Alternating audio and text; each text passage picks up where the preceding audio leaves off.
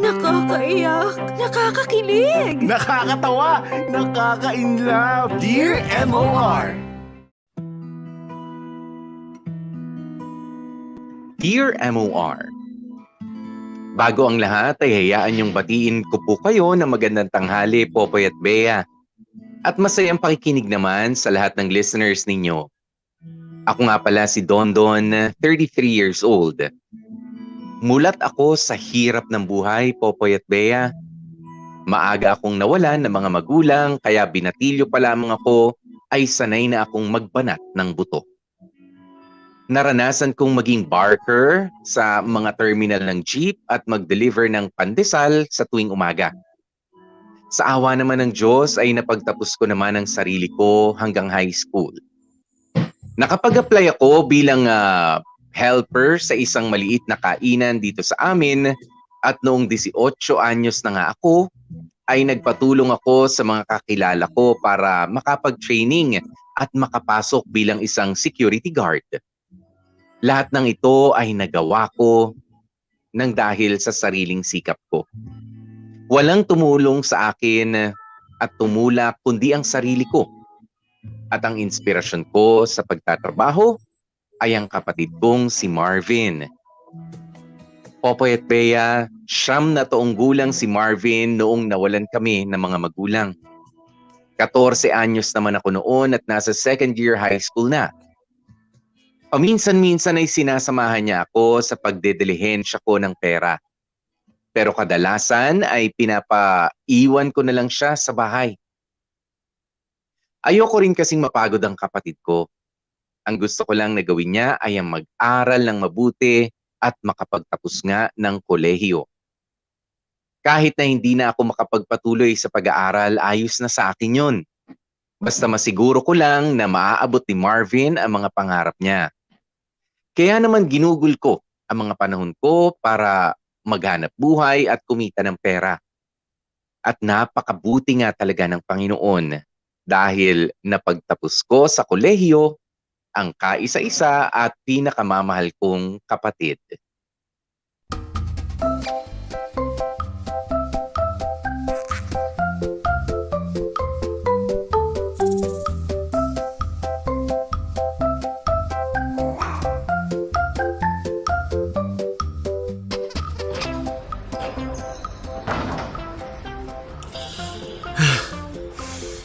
Pahinga muna tayo, kuya. Nakakapagod eh. Kulang ka na sa practice. Puro ka na lang kasi video games eh. Panay talo ka tuloy sa akin. Pinagbigyan lang kita, ha? Utot mo. Pinagbigyan ka dyan. Kaya pala hingal na hingal ka. Pag ako talaga nakapag-practice, sinasabi ko sa'yo, lalampasuhin din kita. Ikaw naman lalawit ang dila sa sobrang pagod. O, tignan natin. Teka, wala ba makakain dito, kuya? Biglang kumalam yung sikmura ako eh. Doon sa kabilang kanto. Marami doon. Isang hilera ng street foods. Yun, sakto. Parang gusto ko pa naman ng kwek-kwek. Teka. Okay lang ba si Monica doon? Saan, kuya? Sa mga street foods. Oo naman. Game na game ako dyan. Hindi naman ako maselan eh. Yun naman pala eh. Tara na. Tara. Wait lang, babe. Magpalit ka kaya muna ng damit para hindi ka matuyuan ng pawis. Nagdala ka ba ng t-shirt ko? Oo naman. Ako pa ba makakalimot? Naks, alagang-alaga ako ah. Yan ang kailangan ni Marvin. Yung mag-aalaga sa kanya. Hindi marunong mag-alaga ng sariling katawan niyan eh. Sige na, bilisan nyo dyan. Tatawag lang ako ng tricycle. Sige, kuya.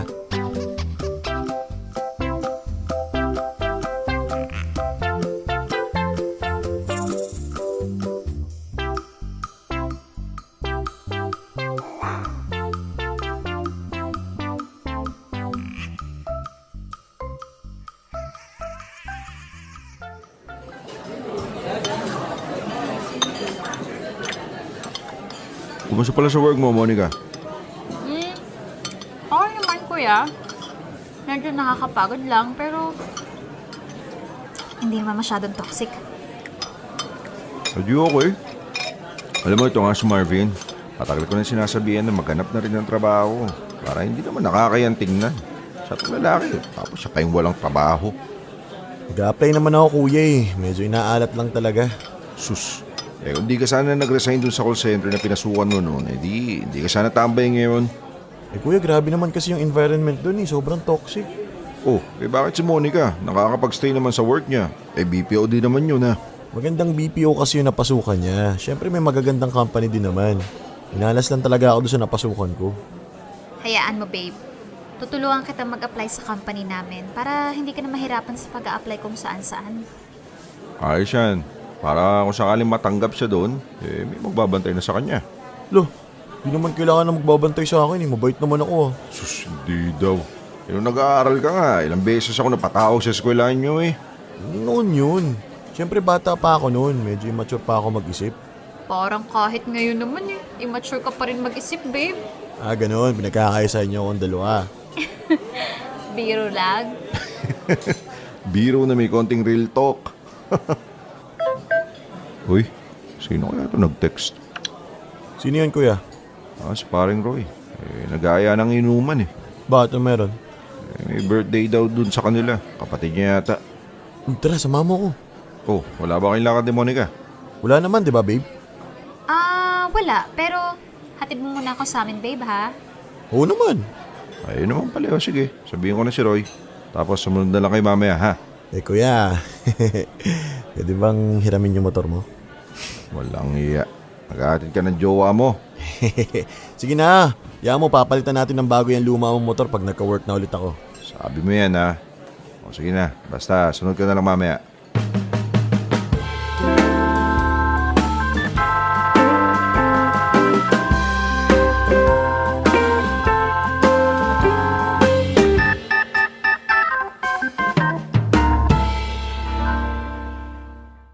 Popoy at Bea, kung tutuusin ay parang kambal tuko na nga kami ng kapatid kong si Marvin. Wala rin naman kaming choice kasi kaming dalawa na lang ang natira sa pamilya namin. Yung mga pinsan at ibang kamag-anak kasi namin ay nasa probinsya. Hindi na rin kami nag-abala na puntahan sila kasi kaya naman namin ni Marvin ang mga sarili namin. At saka sa pagkakaalam ko, mga hirap din sila sa buhay at ayaw na naming dumagdag pa sa mga problema nila. Sapat ng kasama ko ang kapatid ko at ang nobya niyang si Monica. Nagkakilala sila sa college at agad siyang ipinakilala sa akin ni Marvin noong naging sila na. Mabait namang bata itong si Monica at magaling makisama kaya madali kaming nagkasundo. Sa kanila na halos umikot ang mundo ko. Silang dalawa na ang naging pamilya ko. Kung meron man akong isang bagay na mahihiling Popoy at Bea, ay hindi yon para sa sarili ko. Para na lamang yun sa kapatid kong si Marvin.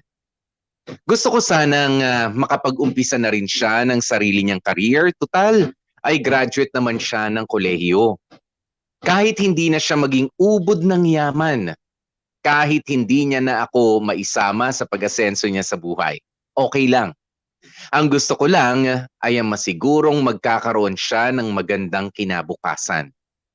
Gusto kong maging mabuti siyang ama at bubuin niyang pamilya balang araw. Gusto kong makita na masaya siya sa piling ng asawa at magiging mga anak niya. At maging magandang halimbawa sa mga pamangkin ko. At habang naghihintay siya ng magandang oportunidad, ay ako na muna ang aalalay sa kanya bilang kuya niya.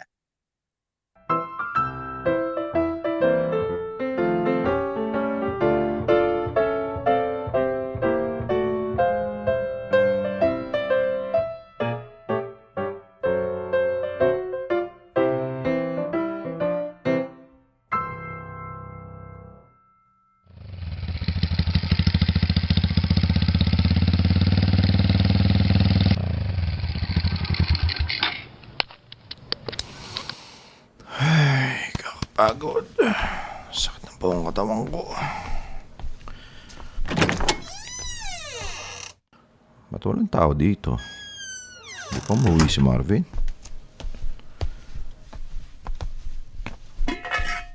Diyos ko.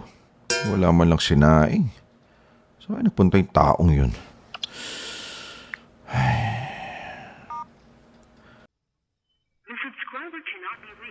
Anak ng, hindi pa matawagan, pambihira naman oh. Try ko nga kay Monica.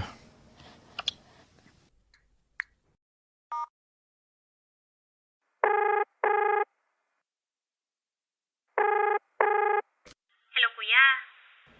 Hello Monica, kasama mo ba si Marvin ngayon? Hindi, kuya. Bakit? Wala ba siya dyan? Wala eh. Nagtataka nga ako kasi alauna na ng madaling araw, wala pa rin siya eh. Baka lumabas lang saglit, kuya. Hindi kaya? Malabo. Hindi man lang nagsaing eh. Palagay ko kanina pa umalis yun eh. Saan kaya nagpunta yun? Hayaan mo, kuya. Tatawagan ko. Sinubukan ko ng tawagan, cannot be reached. Ay, ganon? Sige, kuya. Ipagtatanong ko na lang sa ibang kakilala namin. Okay. Balitaan mo na lang ako ha. Sige, kuya. Ay, at saka Monica. Ano yun? Wala ka ba napapansin kay Marvin itong mga nakaraan? Napapansin? Para kasi palagi na lang siyang missing in action eh. Tapos hindi na siya mapirmi dito sa bahay. Ganon ba?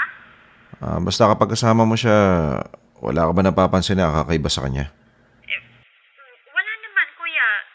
Normal lang naman. Gaya pa rin ng dati. Sige. Pag may pagkakataon ka, please, pakiobserba mo nga. Tingnan mo yung mga kilos niya tsaka pananalita niya. Sige, kuya. Sige, salamat.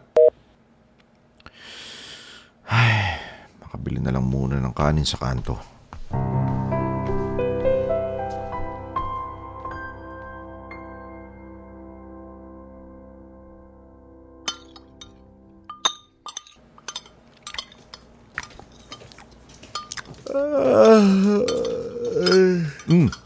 Kaya na.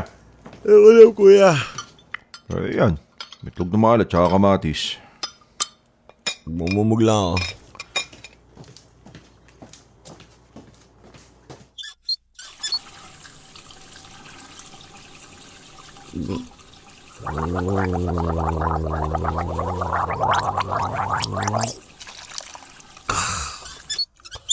Saan ka nagpunta kagabi?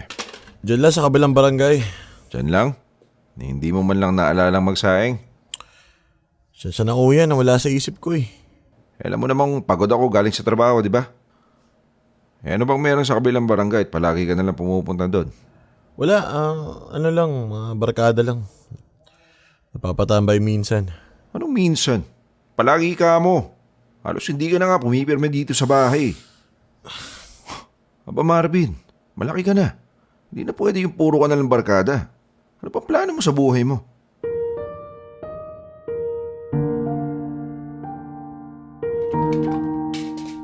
Kaysa naman nandito lang ako sa bahay para na ako masisiraan ng bait dito eh.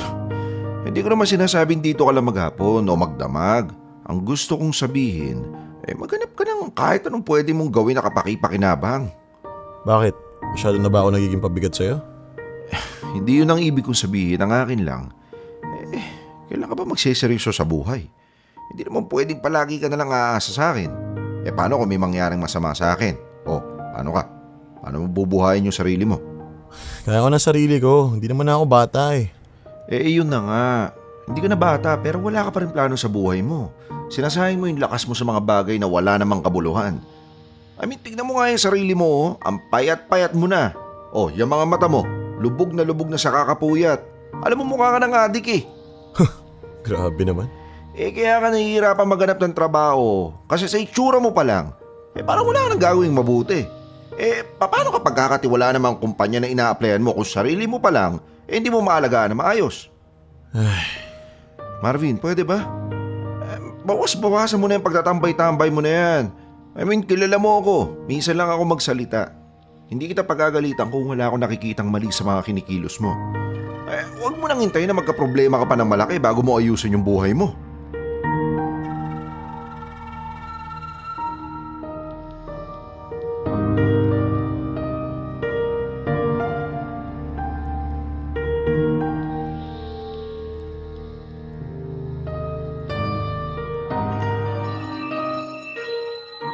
Popoy at Bea, hindi umayon ang mga oportunidad kay Marvin. Nahirapan siya sa paghahanap ng trabaho na gusto niya. Matagal siyang nabakante at nagstay sa bahay. Sa madaling salita, naging tambay ang kapatid ko. Wala namang kaso sa akin kahit matagalan siya sa paghahanap ng trabaho. Ang gusto ko lang ay mahanap niya kung ano talaga yung gusto niya. Yung makapagpapasaya sa kanya. Walang problema sa akin ang tustusan ng pangangailangan sa bahay habang naghihintay siya. Yun naman ang ginawa ko simulat sa pool eh. Handa akong suportahan ang kapatid ko sa abot na makakaya ko o hanggat nabubuhay pa nga ako. Ang ayaw ko lang sana, Popoy at Bea, ay yung makitang unti-unting napapariwara ang buhay niya. Pero parang yun pa nga ang nangyari. Natutong bumarkada si Marvin. Napadalas ang pag-uwi niya ng madaling araw at maghapon siyang wala sa bahay. Unti-unting naligaw ng landas ang kapatid ko. Popoy at Bea, noong una ay hinayaan ko lamang muna si Marvin. Naisip ko kasi na baka yun ang paraan niya para libangin ang sarili niya habang naghihintay ng swerte. Pero maraming buwan na ang lumipas, ay ganun pa rin ang sitwasyon.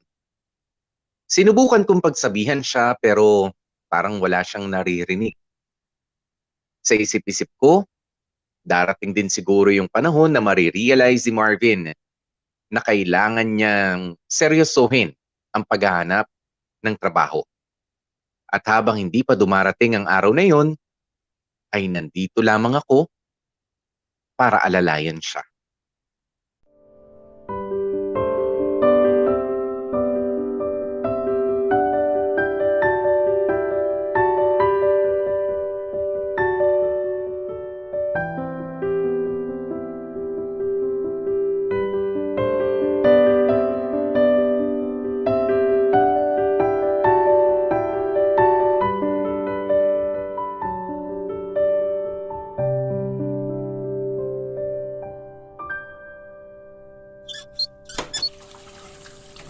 Pambihira talaga yung si Marvin. Oh. Hindi na naman nag-iipon ng tubig. Pabilin-bilinan ko na wag ayaang mawalan ng tubig itong mga balde. Marvin! Marvin, buksan mo to! Alam kong nagtatago ka dyan. Teka, si Monica yun ah. Ba't parang galit? Marvin! Lumabas ka dyan! Saglit lang.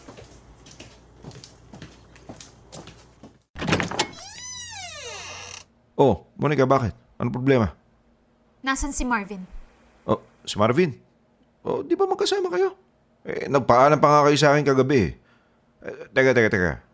Ano bang nangyari sa inyo? Ba't may pasaka? Tanungin mo sa magaling mong kapatid.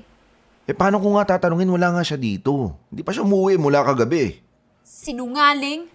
O, di pumasok ka. Lugugin mo tong bahay.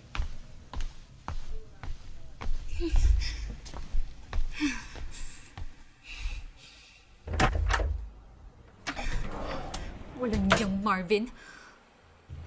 Alam mo, makakapagtago sa akin. Wala nga kasi dito. Ano ba kasi talaga nangyayari? Ba't ba kasi di mo na lang sabihin sa akin?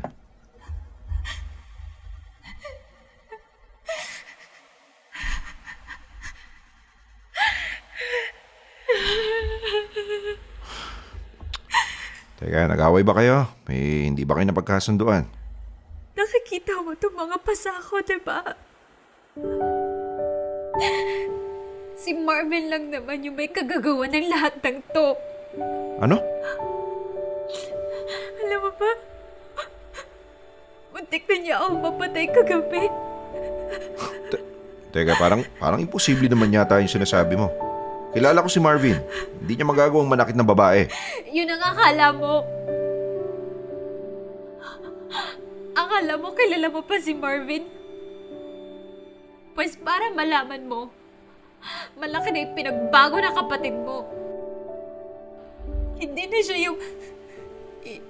yung Marvin na inalagaan at pinag-aaral mo. Monica, ano ba talaga nangyari? Litong-lito na ako eh. Kagabi lang, ang ganda-ganda ng paalam niyo sa akin.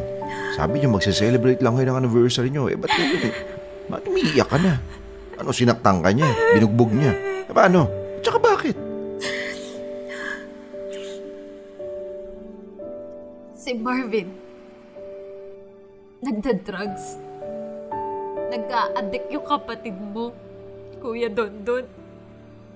Addict si Marvin. Ha?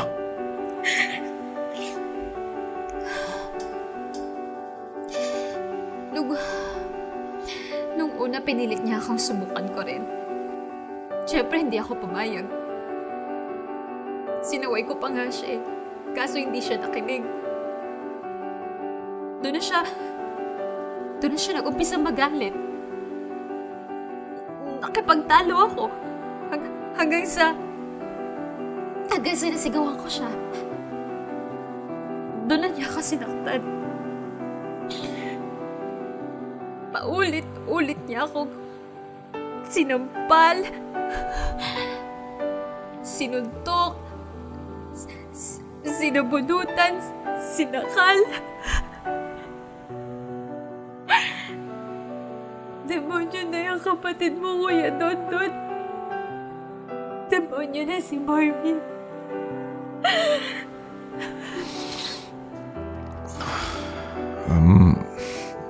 Sorry ah. Hindi ko alam yung sasabihin ko eh. Kuya Dondon, please. Alam kong mahal mo si Marvin dahil kapatid mo siya. Mahal ko rin siya. Mahal na mahal. Pero parang awa mo na. Tulungan mo ko makakuha ng hustisya sa pananakit niya. Hindi mo alam kung anong klaseng trauma yung inabot ko sa kamay ng kapatid mo. Monica, hayaan mong kausapin ko muna si Marvin, ha? Huwag kang mag-alala. Hindi ka namin tatakbuhan. Maayos pa natin to. Kailangan lang ng maayos na pag-uusap.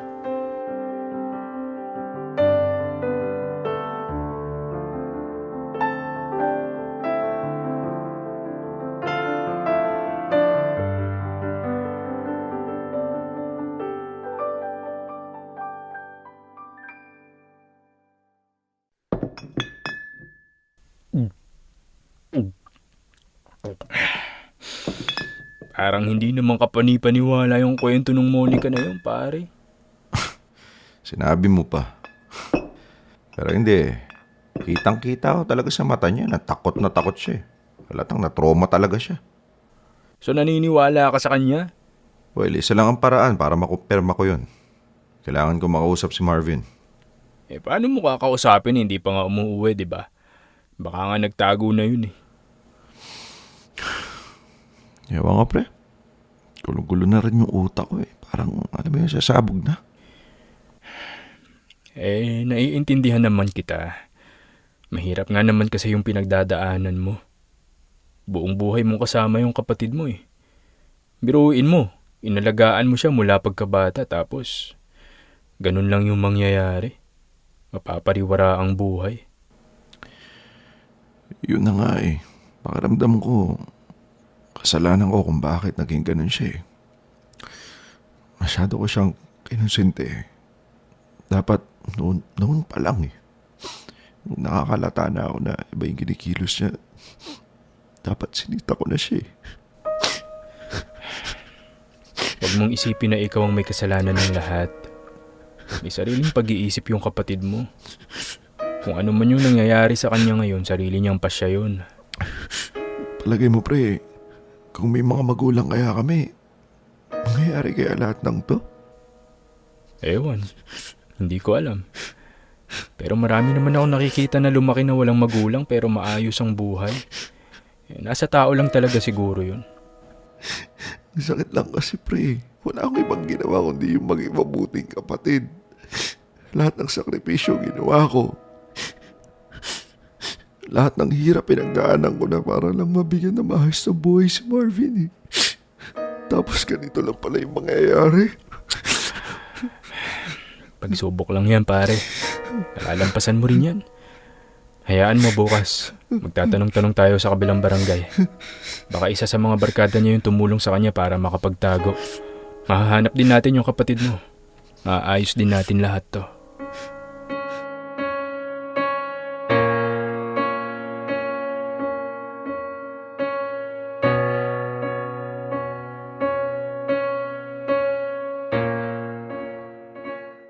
Popoy at Bea, hindi ako makapaniwala sa ibinalita sa akin ni Monica. Kilala ko ang kapatid ko. Hindi niya magagawang manakit ng babae. Lalong-lalo na nga ang kasintahan niya. Pero gaya nga ng sinabi ni Monica, malaki ang pinagbago ng kapatid ko. Hindi na siya yung inosente at masayahing Marvin na kasama kong lumaki.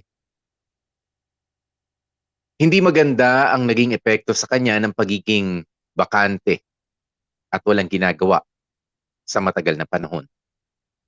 Hindi ko rin nasubaybayan at nagabayan ang kapatid ko dahil abala ako sa paghahanap buhay para sa aming dalawa. Popoy at Bea, kung alam ko lang na ganito ang mangyayari, hindi sana ako pumayag na sumama sa maling barkada ang kapatid ko. Pero huli na ang lahat. Nangyari na ang nangyari at nasaktan na ang hindi dapat masaktan. Sobrang bigat ng pakiramdam ko nung gabing yun. Hindi ko alam kung papaano ako magre-react sa mga sinabi ni Monica. Hindi ko alam kung maniniwala ba ako o hindi. Hindi ko rin alam kung papaanong sosolusyonan ang problemang pinasok ni Marvin. At mas lalong hindi ko alam kung nasaan ang kapatid ko. Gusto kong manggaling sa kanya kung ano ba talaga ang totoong nangyari. Gusto kong damayan siya kung nahihirapan siya sa sitwasyon. Gusto kong malaman niya na handa akong tulungan siya sa kabila ng pagkakamaling nagawa niya. Pero wala akong magawa, Popoy at Bea. Nagtago ang kapatid ko at walang makapagturo kung nasan siya. At tuluyan na ngang naligaw ng landas si Marvin. Dear M.O.R. Ang mga kwento ng puso mo. Dear M.O.R. Ligaw.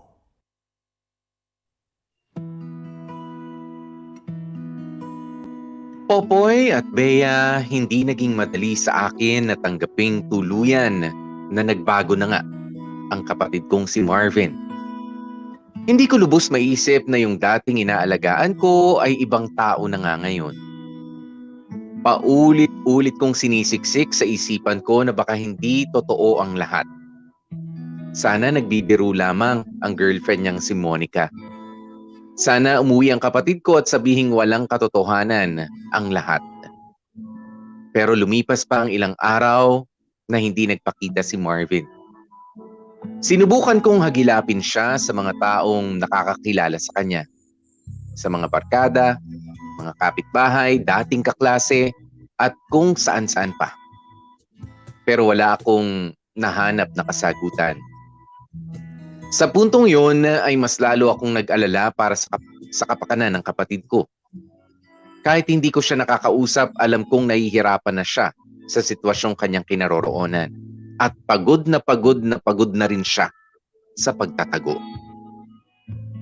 Nararamdaman ko ang nararamdaman niya kahit na magkalayo kaming dalawa. Wala akong magawa Popoy at Bea, kundi ang magdasal at umasa na sana ay ligtas ang kalagayan ng kapatid ko. Hindi na baling managot siya sa batas kung kinakailangan. Ang mahalaga lang ay malaman kong ligtas at buhay siya. Halos masiraan ako ng bait sa kaiisip kung nasaan na nga si Marvin. Kung ano-ano na rin ang tumatakbo sa isipan ko. Kung malala ang epekto ng bawal na gamot sa kanya, baka tuluyan na siyang nawala sa katinuan at nagpalaboy-laboy na sa mga daan. Baka kung saan-saan na siya sumakay at napadpad sa malalayong lugar. Popoy at Bea, para akong masisiraan na talaga ng ulo dahil sa labis na pag-iisip. Sana ay makita ko na nga si Marvin. Sana ay maayos na namin ang lahat ng ito.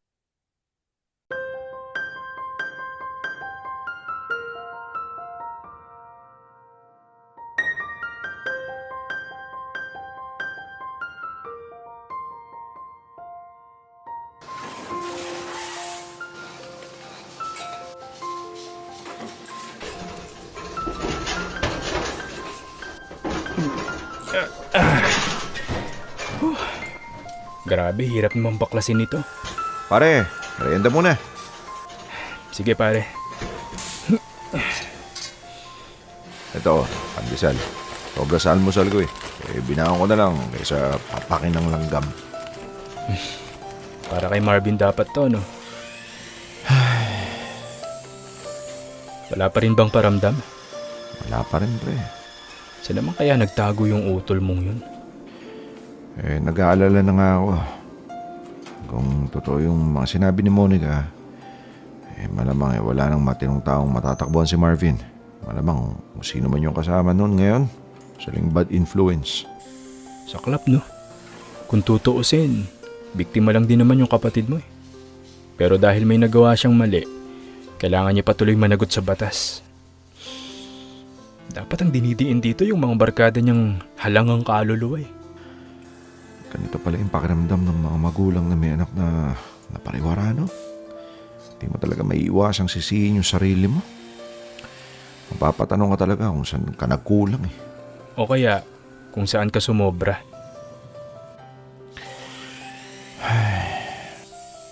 Sa totoo lang, tol, bilib nga ako sa'yo eh. Napakabait mong kuya. Lahat kinaya mo para sa kapatid mo. Kaso ngayon, sensya na, pero naaawa ako sa'yo eh. Kung ako nasa kalagayan mo, hindi ko rin alam kung kakayanin ko. Wala ka naman choice kundi kayanin eh. Hindi kakayanin mo talaga. Kuya, Marvin? Ikaw nga. kuya, kuya. Teka, ano nangyari sa'yo? Saan ka ba nagpupunta? Ilang araw ka na namin hinahanap eh. Ba't ganyan yung itsura mo, Diyos ko? Kuya, tulungan mo ako, kuya. Teka, sige ganito. Iuwi muna kita, doon ka muna sa bahay.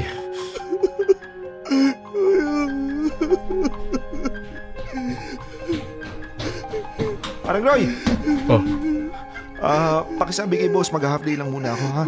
May emergency lang ako mo, basta ikaw nang bahala. sige. Pre, pwede bang makiusap sa'yo? Ano yun? Pwede bang huwag mo munang ipagsabi kahit kanino na nakabalik na si Marvin? Pare, Please, pare. Parang awa muna. Ayusin ko lahat ng to. Kailangan ko lang ng konting panahon. Ha? o sige. Pero pag may nagtanong sa akin, pare, pasensyahan na lang ha. Siyempre, ayoko rin namang sumabit. Oo, pare. Naintindihan ko. Pero kung sakali lang, pakitimbrehan mo naman ako. Oh. Sige. Sige na, umuwi na kayo. Baka may makakita pa sa inyo dito. Salamat, pare. Salamat talaga, ha?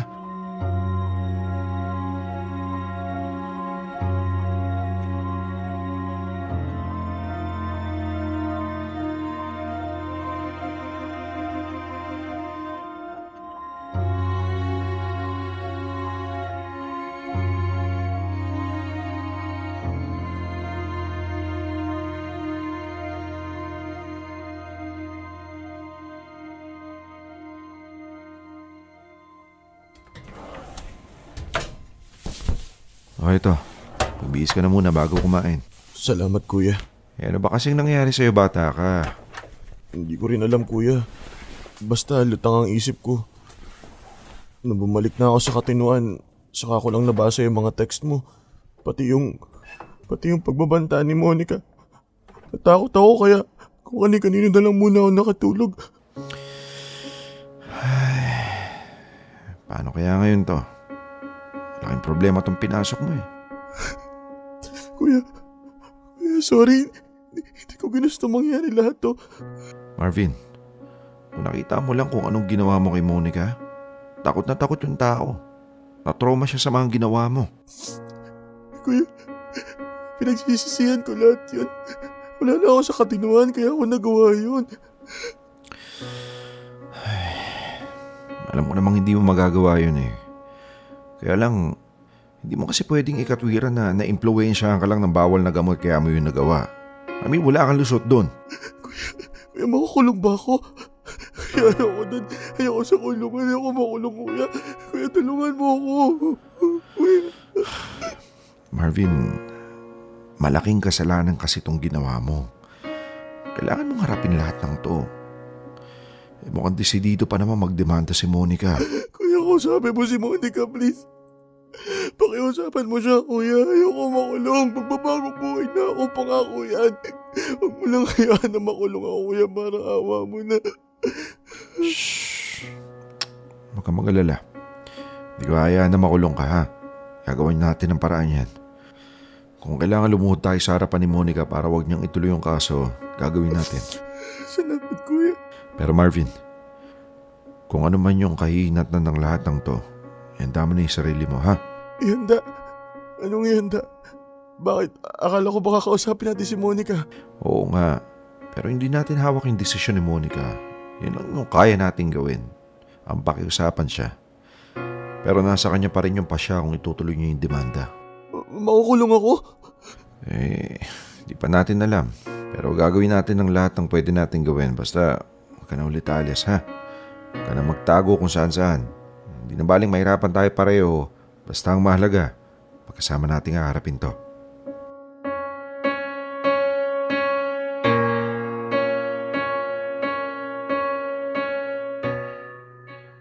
Popoy at Bea, awang-awa ako sa kapatid ko noong umuwi siya matapos ang ilang araw ng pagtatago. Kitang-kita ko sa mga mata niya ang takot. Oo, siya ang may kasalanan sa lahat na nangyari. Pero alam kong hindi siya handang harapin ang lahat ng kaparusahan sa ginawa niya. Kung pwede ko lang sanang akuin na ang parusa, ako na lang. Hindi na baling ako ang makulong at magbayad sa kasalanan ni Marvin. Total naman, mas matanda na ako at wala nang magandang buhay na naghihintay pa sa akin. Nagawa ko na ang misyon ko. At yun ay ang papag-aralin ang kapatid ko. Natapos ko na ang dapat kong tapusin. Pero si Marvin, marami pang pwedeng magandang mangyari sa kanya. Pwede pa niyang baguhin ang takbo ng buhay niya na hindi na niya magagawa dahil kailangan niyang harapin ang bunga ng mga kamalian niya. Popoy at Bea, ilang araw at gabi kong itinago si Marvin. Nagdadalawang isip ako kung dapat ko na bang isuko na lamang siya sa mga kinauukulan o kung dapat bang magpakalayo-layo na lamang kami at takbuhan na lang ang lahat. Hirap na hirap akong timbangin ang sitwasyon. Kapag nagkataon, ito na siguro ang pinakamalaking desisyon na gagawin ko sa buong buhay ko. At pwede ko itong pagsisihan din habang buhay. Gabi-gabi akong nagdarasal at tumatawag sa Diyos na sana ay bigyan niya ako ng matinong pag-iisip para gawin ang nararapat. Hanggang sa isang pasya nga ang minabuti kong gawin.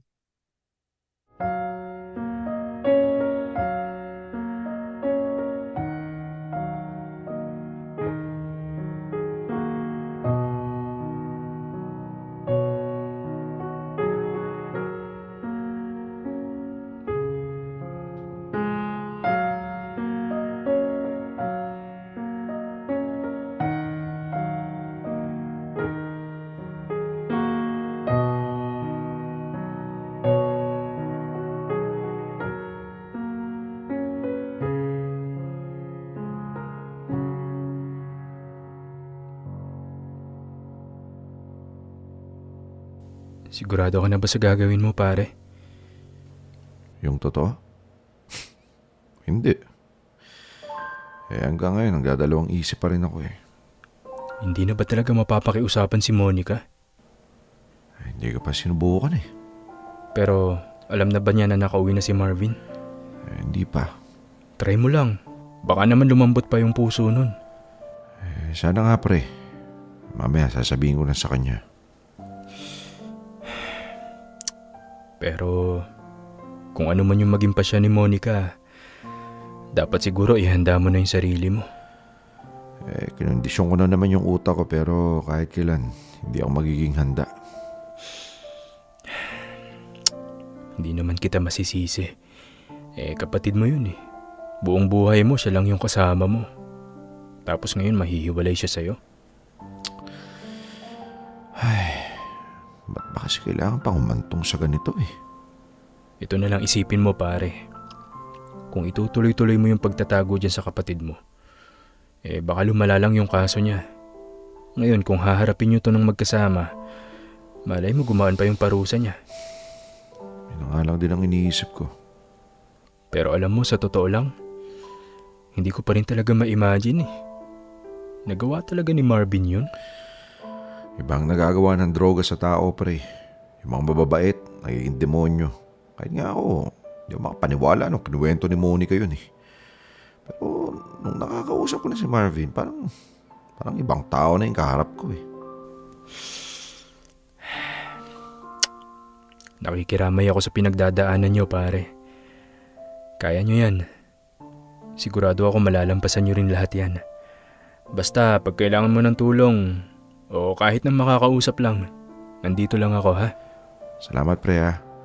Salamat. Yung pakikinig mo palang malaking bagay na.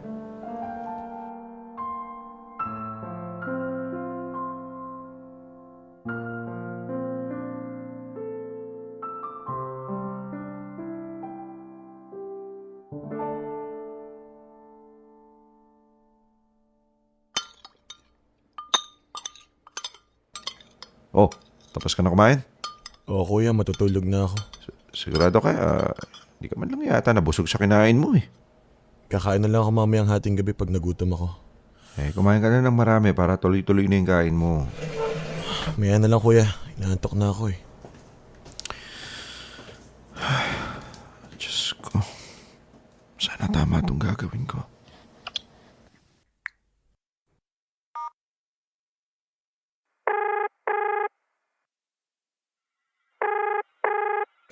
Hello, Kuya Dondon? Monica, hindi na ba talaga magbabago yung isip mo? Kuya, kung alam mo lang, hanggang ngayon napapanaginipan ko pa rin yung lahat ng ginawa sa akin ni Marvin. Hindi ako makatulog ng maayos. Hindi ko alam kung pansamantala lang to o habang buhay ko nang dadalhin to. Naiintindihan naman kita kung gusto mo talagang ituloy yung kaso. Pero sana maintindihan mo rin ako na hanggat kaya ko makiusap sa'yo gagawin ko para sa kapatid ko.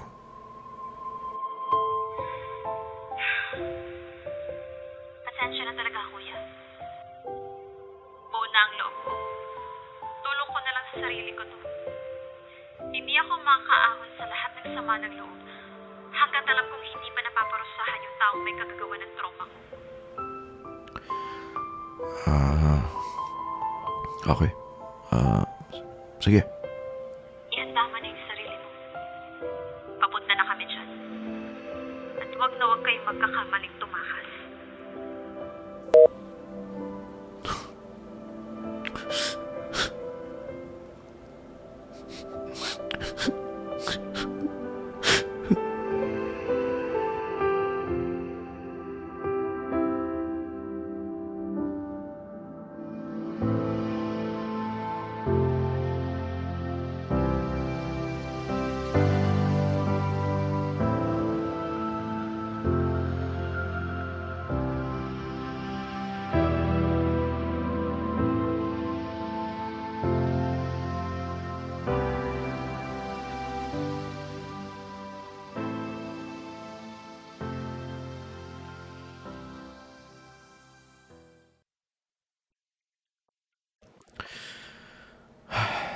Sila muna ka na siguro to.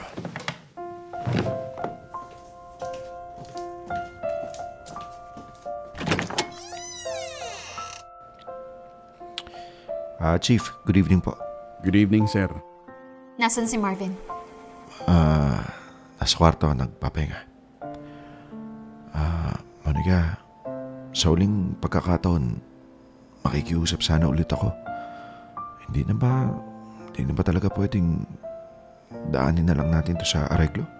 Kuya Dondon, sa huling pagkakataon din, sasabihin ko sa'yo, buo na ang pasya ko.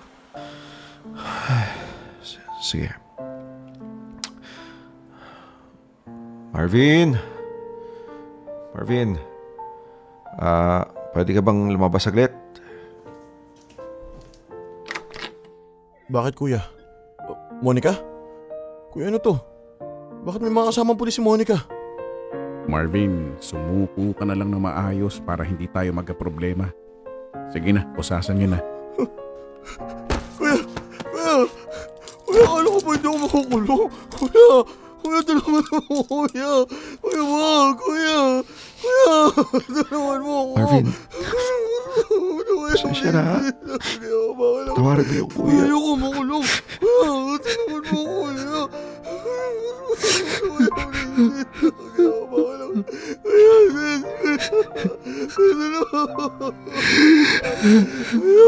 Sige na, dalihin na sa mobil yan.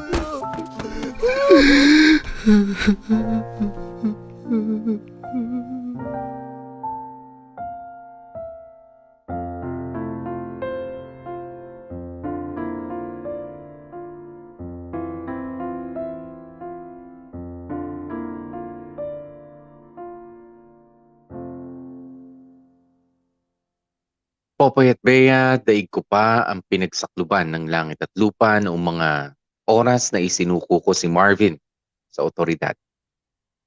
Sa bawat pakiusap niya na huwag ko siyang pabayaan ay para bang may kung anong tumutusok sa dibdib ko. Gusto ko sanang abutin ang kamay niya at huwag siyang pakawalan. Gusto kong manlaban sa mga pulis at sabihan sila na layuan na ang kapatid ko. Pero wala akong magawa. Iba ang gusto kong gawin sa pinili kong gawin. Umanig ako sa nararapat kahit na alam kong ikasisira ito ng buhay ng kapatid ko. Aaminin ko kahit papaano ay umasa ako na sa pagsuko namin ay mapapagaan ang hatol sa kanya. Pero hindi yon ang nangyari. Nakaiwas lang siya sa mas marami pang reklamo kung sakaling magtago siya sa batas. Pero yung parusa sa pananakit niya kay Monica ay walang pinagbago. Popoy at Bea, patong-patong ang kasong kinaharap ni Marvin noon. Attempted murder, possession of illegal drugs, at violence against women. Ang totoo, hindi ko na maalala ang buong detalye at pasikot-sikot sa usaping legal. Basta ang alam ko lang noon ay wala nang kawala pa ang kapatid ko. Ang tanging pag-asa niya na lamang ay magpakabait sa kulungan para mas mapaiksi ang sintensya niya. Ang hirap tanggapin, Popoy at Bea, na yung tao na inalagaan at prinoteksyonan ko ng buong buhay ko ay titira sa bilangguan ng mahabang panahon. Sa pagkakataong ito, hindi ko na siya pwedeng konsentihin pa. Gustuhin ko man, ay wala rin ako sa kapangyarihan. Kaya unti-unti ko na lamang na tinanggap na ito talaga ang tadhana na naghihintay para kay Marvin. Pero kung kailan handa na akong tanggapin ang lahat, ay saka pa darating ang isang balita na hindi ko inaasahan.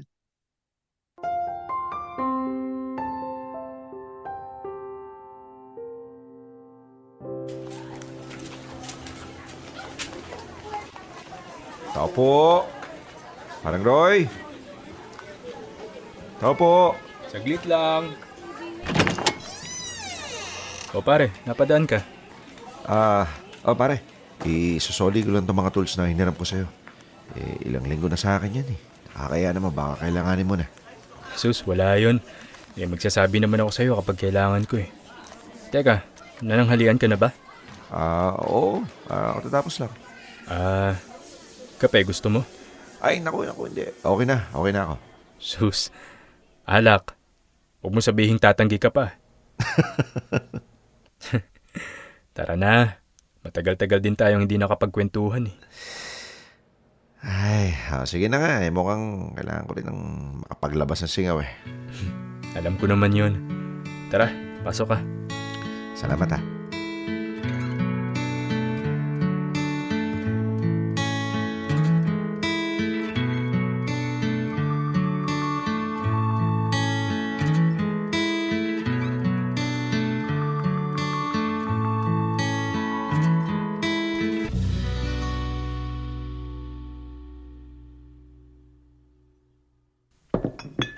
O yan, tig-4 na bote muna pinabili ko. Tig-2 tayo. Yun. Pagpalamig din sa wakas. Kumusta ba buhay-buhay? Eto, nakakapanibago. Mag-isa lang sa bahay. Walang kasama. Si Marvin, kumusta dun sa kulungan? Nakakaawa rin sa totoo lang. Pero kahit pa paano, nasasanay na rin siya. At hindi naman siya ginagago ng mga kasama niya doon. Buti naman kung ganun. Grabe, no? Hindi niyo talaga napakiusapan si Monica. Kaya nga Kaya mo na. Ganun talaga. Kailangan niyang gawin yun para sa sarili niya. Yun na nga Para lang sa sarili. Hindi man lang niya naisip yung kalagayan ng bata. Lalaki yun ng walang ama. Alam ko hindi biro yung pinagdadaanan niya pero... Teka. Ano ka mo? Bata? Oo, yung baby. Sa tiyan niya. Baby? Ano ka ba? Yung baby sa tiyan niya, yung pinagbubuntis niya. Buntis sa Monica? Di mo alam? Teka, hindi Di niya sinabi sa inyo? Hindi nga. Teka, sino nagsabi sa inyo yan? Teka, baka chismis lang yan. Yung utol ko. Confirm daw pare. Nakausap niya mismo si Monica nung nakasabay niya magpa-check up sa clinic. Nabanggit ba niya kung ilang months na? Magti 3 months na daw 3 months? Ibig sabihin sila pa ni Marvin nun Oo. Aminado naman si Monica na si Marvin yung ama. Ba't di niya sinabi sa amin? Aba, malay ko. Pre, saglit lang Teka, saan ka pupunta? Pupuntahan ko si Monica. Paano tong beer mo? Nabuksan ko na Ako na.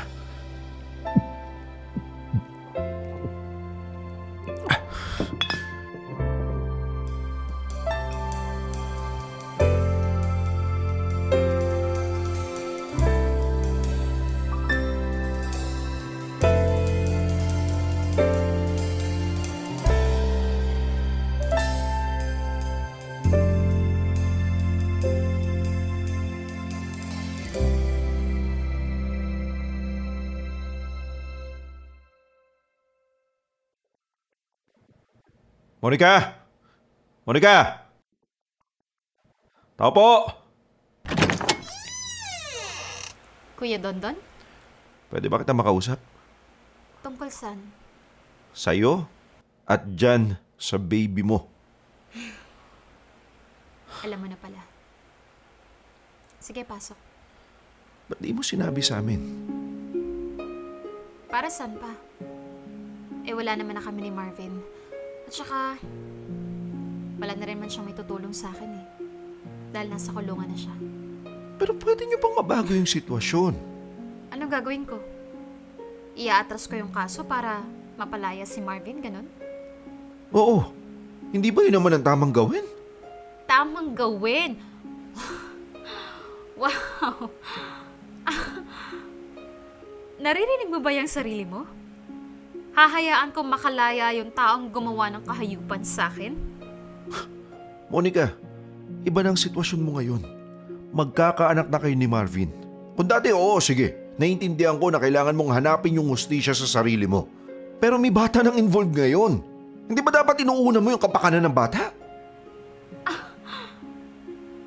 So paano makakatulong si Marvin? Adik yung kapatid mo. Nagkamali lang si Marvin.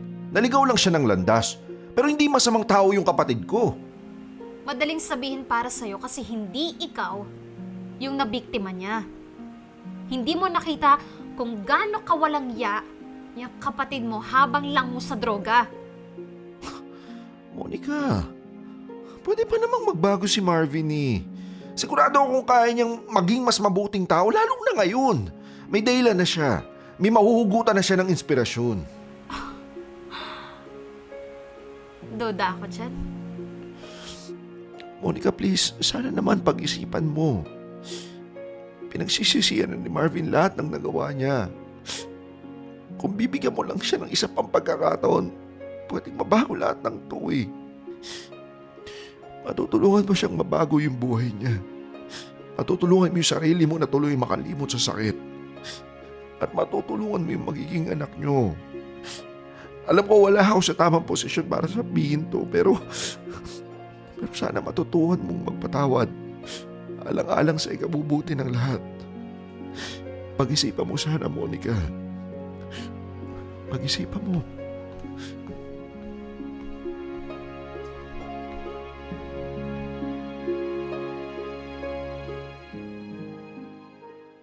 Popoy at Bea, hindi pa ako nakakaahon sa sama ng loob ko dahil sa pagkakakulong ng kapatid kong si Marvin.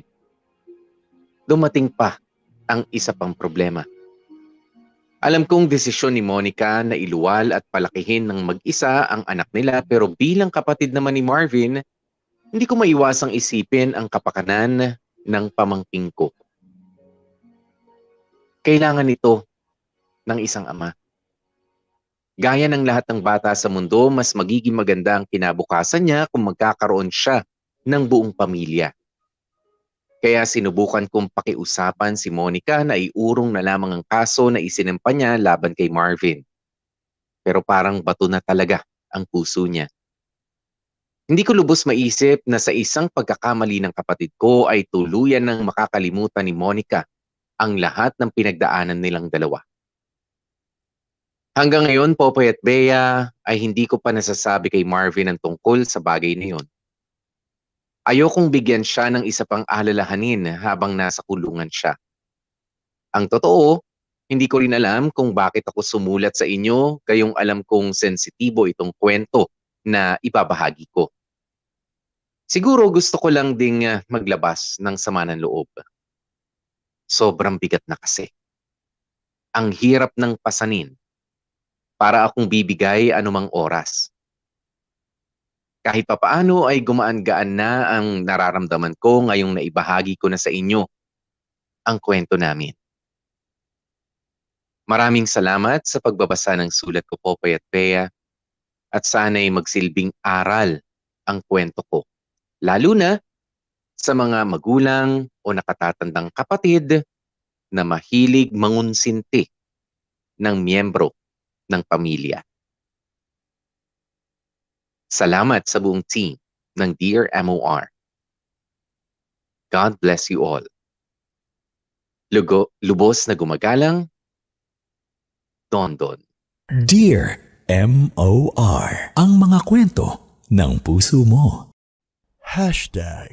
Dear MOR. Ligaw.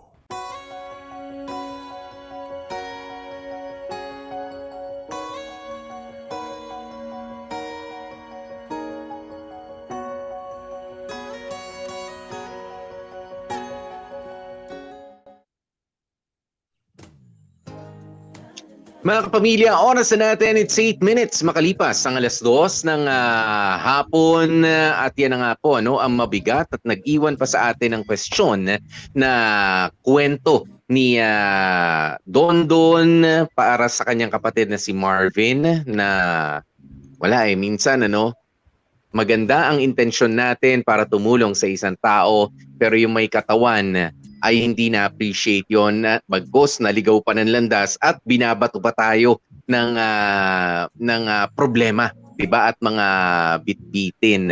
Ayan, meron ba kayong mga naalala sa inyong mga kapamilya? Meron ba kayong naalala sa inyong mga kaibigan na mga, sabihin natin, nung una para makukulit lang. Ayan, pero talagang meron matitigas ang ulo talaga, Bea, ano?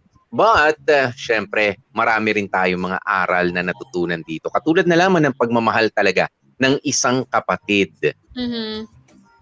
Alam mo, Popoy, ito yung yung pinagdaanan ni Dondon. Isa to sa mga, anong tawag dito, isa sa mga pwedeng pagdebatihan sa mga usapan eh. Di ba may mga ganong tanong na, paano kapag yung kapatid mo o kaya someone close to you nakagawa ng isang krimen, isusumbong mo ba? Isusuplong mo ba? O tutulong ka para magtago and everything?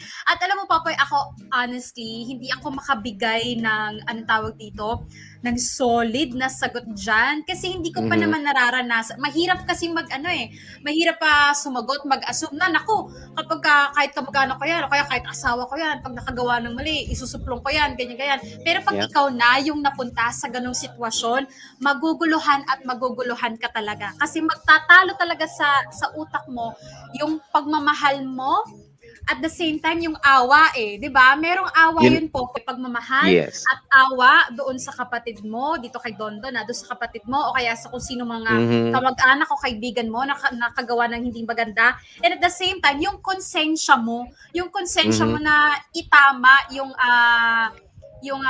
sitwasyon. And kamorkada, ako hanggang sa mga oras na to, hindi ko sasabihin kay Dondon na ano yung tama o maling gawin. Kasi ako personally, aminado ko, maguguluhan din ako pag ako napunta sa ganyang sitwasyon na alam mo namang may maling ginawa yung tao, pero andun Yeah. kasi yung pagmamahal, andun yung awa at yung takot na baka mas lalong mapahamak. Siyempre makukulong eh. Anong mangyayari? Hindi naman porket nakakulong eh, ligtas na doon. 'Di ba? Marami tayong naririnig na storya na nakulong, mas lalong nasira ang buhay, o kaya nabugbog Mhm. dun sa loob, mga storyang mga ganyan. Andun din yung takot na mapahamak lalo yung Mapagtripan. kapatid oo, yung kapatid o kaya yung someone close to you. Siguro ang masasabi ko lang siguro, Popoy, kapag kunwari napunta ka sa ganyang sitwasyon, Kaya mo ba? Matatapos Matatapos mo ba today? Hindi ko alam kung uunahin ba yung yung konsensya Mm. o yung Yeah. pagmamahal eh. Pero I think Let's put dun it sa this ginawa- way, Bea, no?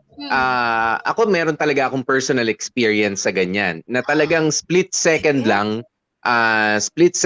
yung pagitan, 'di ba? I mean, nung college ako, syempre pumaporma rin tayo, nanliligaw tayo, ganyan. Humihiram ako ng ride ng sasakyan sa tatay ko. 'Di ba? Kasi merong extra car noon na nagagamit, pero yung kapatid ko, yung kuya ko na nakatambay dito sa tabi ko lang kanina lang, umalis na kasi magkokomento na ako. Hindi ko ikikwento kita. Ayan. Ayaw akong pahiramin nung sasakyan that particular day. Okay? That particular day.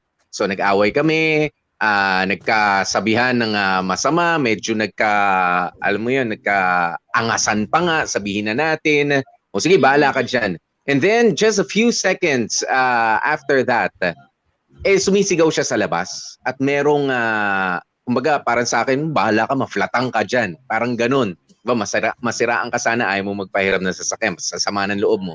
And then, a few seconds after, nung palitan ng hindi magandang salita, sumisigaw siya, napagtripan ng isang lasing sa kalsada. Labas? Oo. Oo, sa labas. At nung nakita ko, sandali, nakalimutan ko na agad yung pinag-awayan lang namin a few seconds ago. Yes. Oo, nakalimutan ko na agad yon at to the rescue na ako sa kuya ko.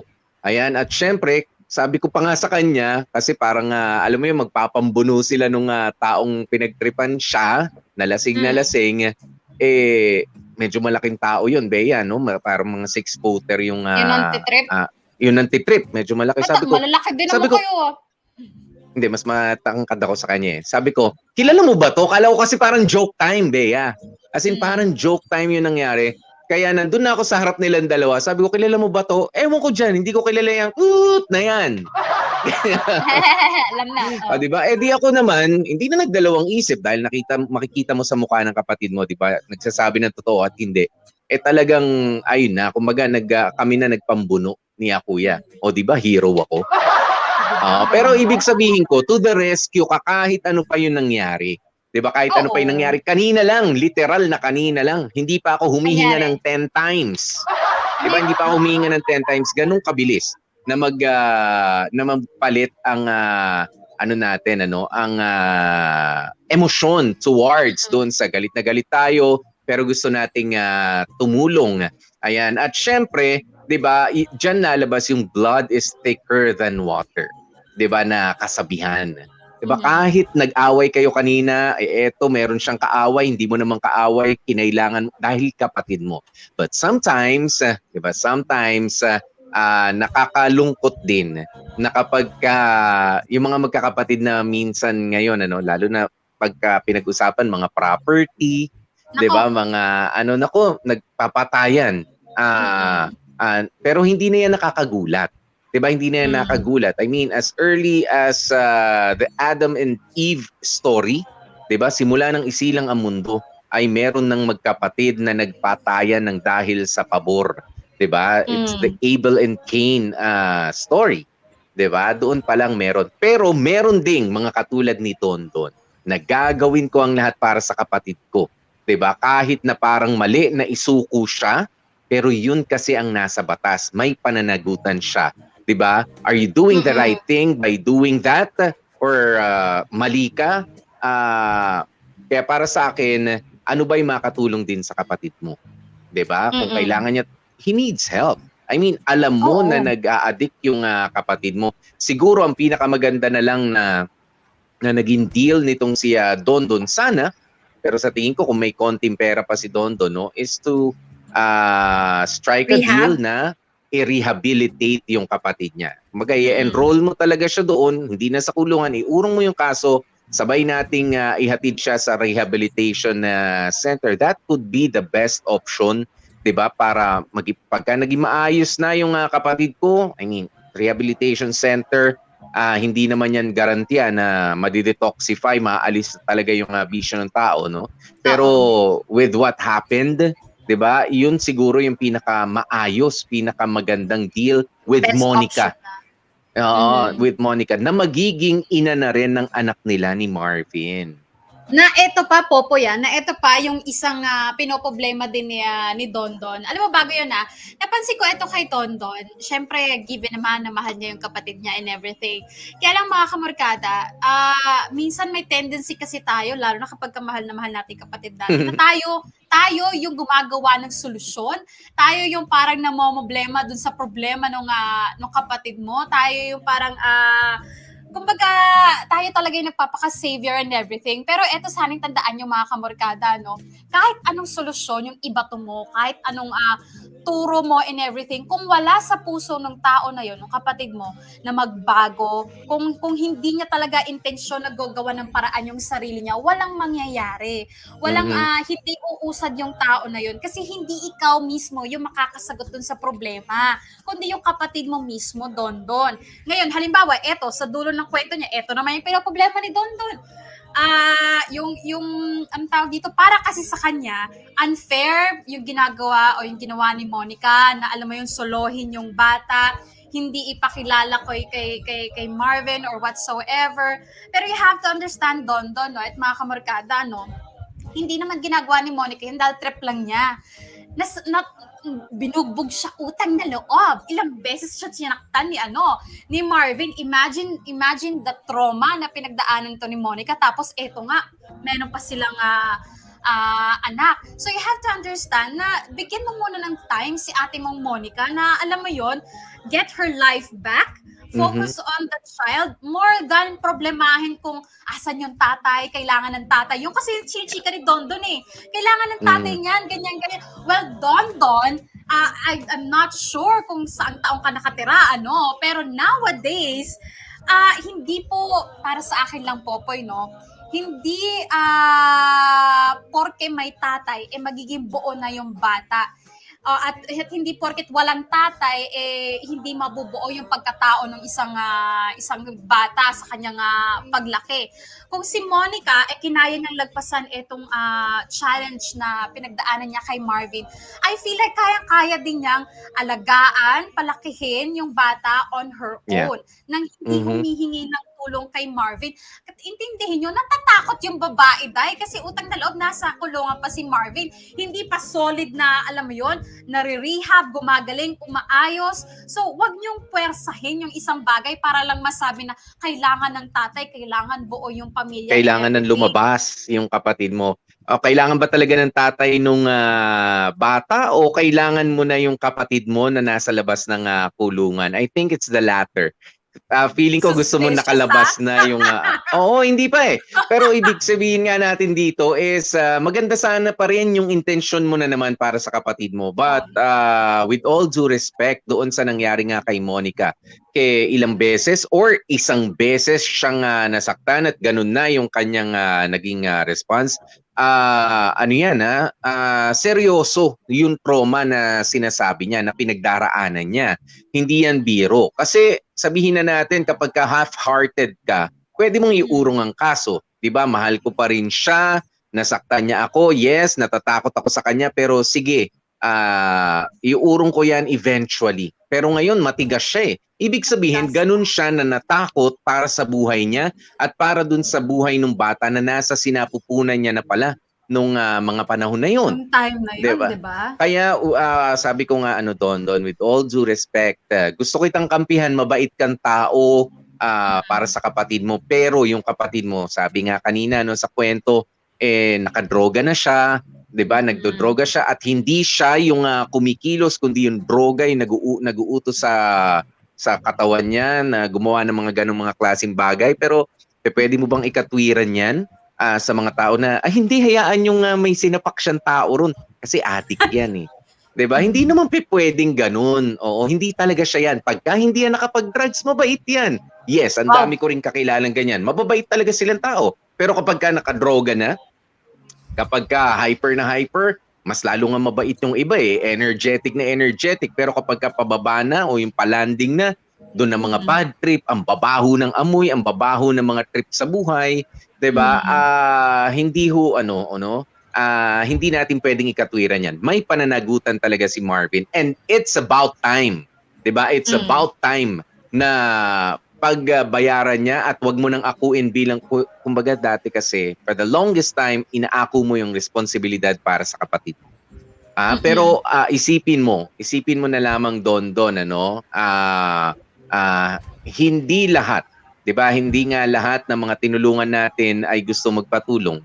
Hindi lahat ng mga ginusto nga natin na mapaganda ang buhay ay gusto nilang maging yun yung paraan kung ano yung iniisip mo makapagtapos sa pag-aaral, Hindi eh.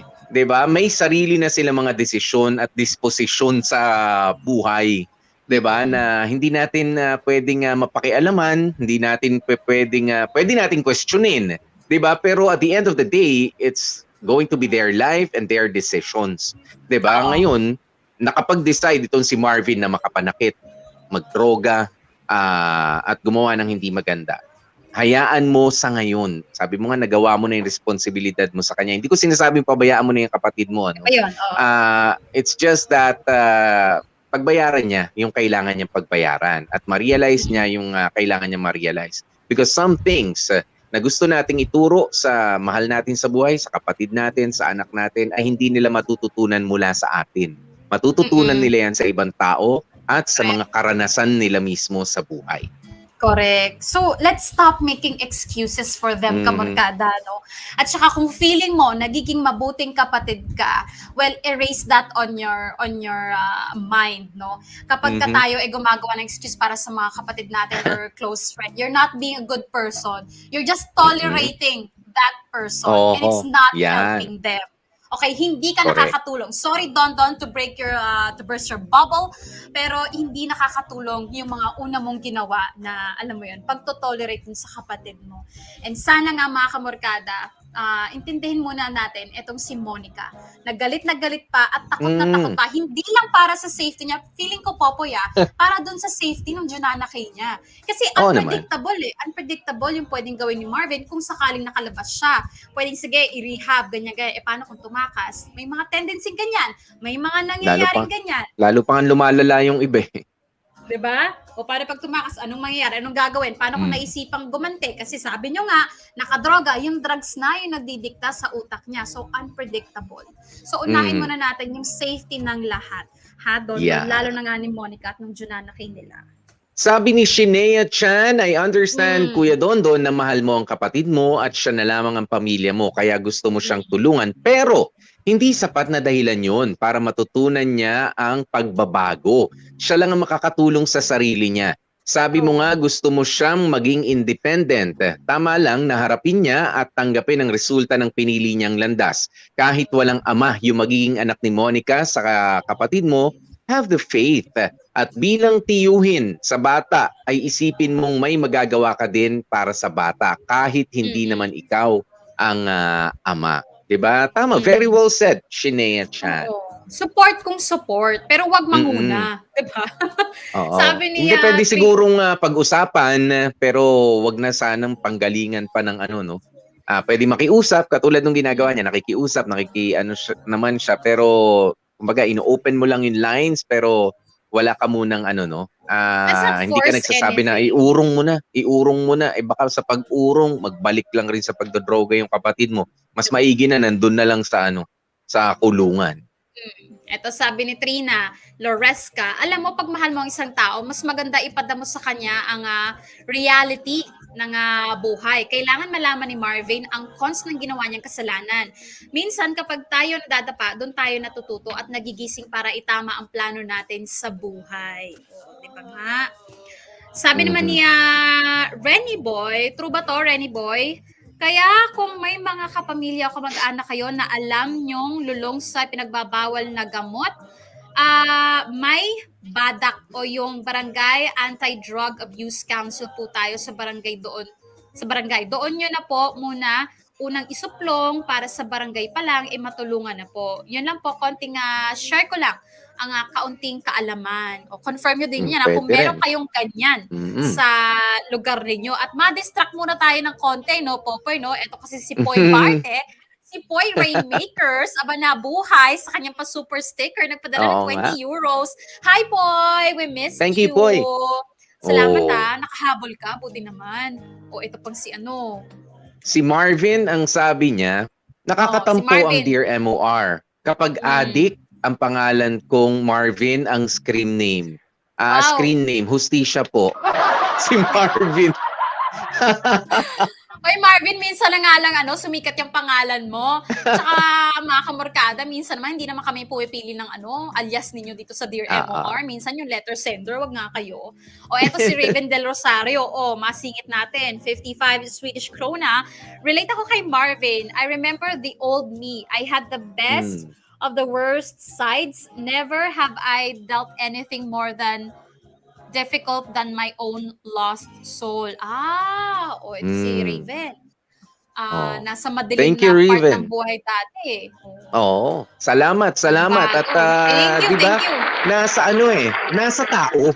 'Di ba nasa tao kung gusto mong magbago na, 'di ba kung gusto mong I don't know no, if it's something to be proud of, 'di ba na merong mga taong mga nakapaligid sa akin, very close na dati they're doing drugs.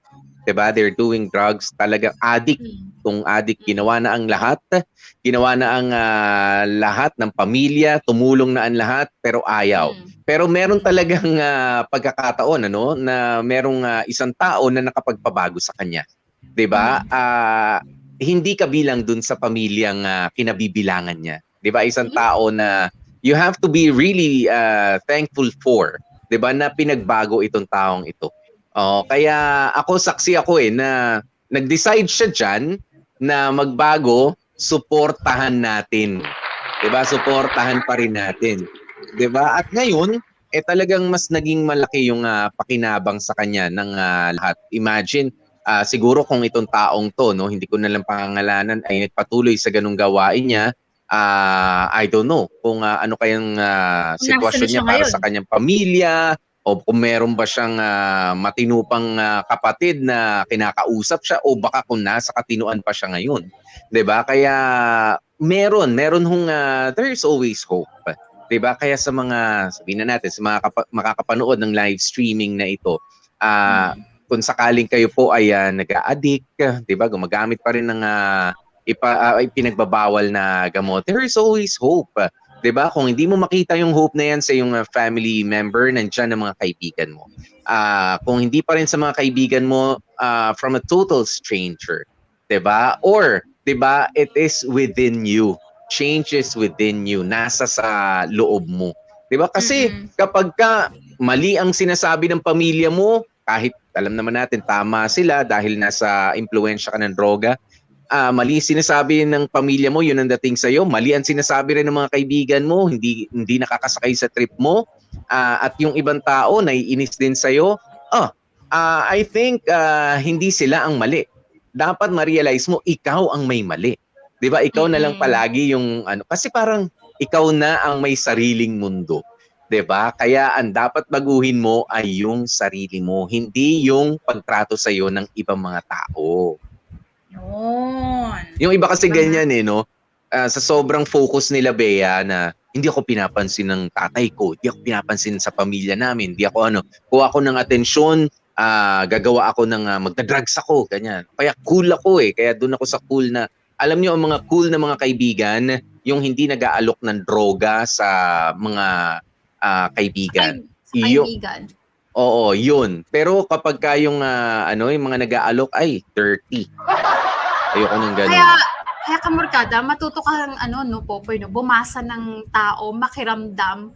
Kapag matuto kang sumama dun sa alam mo naman kapag tama o mali yung mga klase ng tao na sinasamahan mo Pero regardless, actually, sabi mo nga, nasa sa'yo yung pagbabago. Regardless kung sino pa yung kasama mo, kung ikaw sa sarili mo, ayaw mo mag-take ng drugs o alam mo yun, tatanggihan mo, then you're good.